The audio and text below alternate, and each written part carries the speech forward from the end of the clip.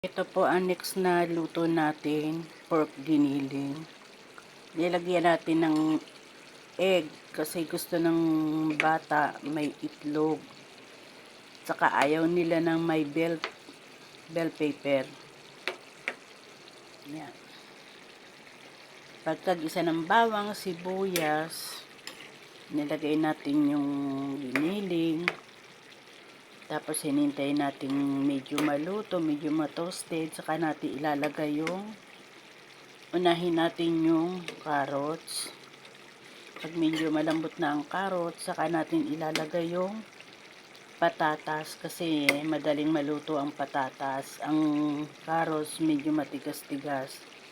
Bago pag medyo malambot na, saka natin ilalagay yung itlog para kumulo. Para hindi siya madaling mapanis. Tapos kung gusto niyo na matagal ang buhay, yung karne pag iginisa ninyo, lagyan niyo ng konting suka. Promise mga karils, hindi yan aasin. Thank you for watching.